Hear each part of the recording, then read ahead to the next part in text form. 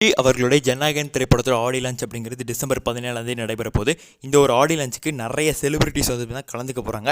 அவங்களோட லிஸ்ட்டை தான் பார்க்க போகிறோம். ஃபஸ்ட்டு வந்துட்டு கேட்டிங்கன்னா நம்ம விஜய் அவர்களுடைய அம்மாவான ஷோபா அவர்கள். ஸோ ஏங்கனே இப்போ நம்ம விஜய் அவர்களோட சேர்ந்து ஏர்போர்ட்டில் கிளம்பி போயிட்டு இருந்தாங்க.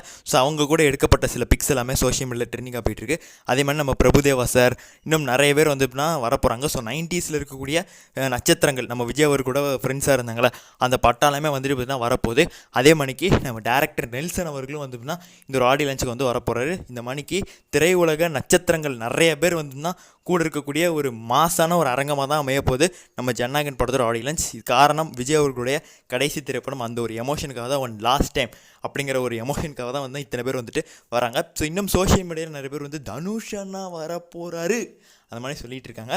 ஸோ அதுக்கு வாய்ப்பு இல்லை, இப்போ வரைக்கும் வாய்ப்பு இல்லை தான். ஸோ மேபி தான் வந்தார்னா நம்ம பார்த்து தெரிஞ்சுக்கலாம். ஸோ இன்னும் நிறைய பேர் அஜித் வராரு, சிம்பு வராரு, அதுக்கு வாய்ப்பே இல்லை. ஸோ தனுஷனா வேணால் நம்ம எதிர்பார்க்கலாம், அவ்வளோதானே தவிர மிச்சப்படி யாரையும் எதிர்பார்க்க முடியாது. இன்னும் கொஞ்சம் நேரத்தில் நம்ம அண்ணா மலேசியாவில் லேண்ட் ஆயிடுவார். லேண்ட் ஆகிட்டார்னா அங்கே என்ன சம்பவம் பண்ணார் அப்படிங்கிறத நம்ம அடுத்த வீடியோ போடுவோம். சப்ஸ்கிரைப் பண்ணி வச்சுக்கோங்க. நன்றி, வணக்கம்.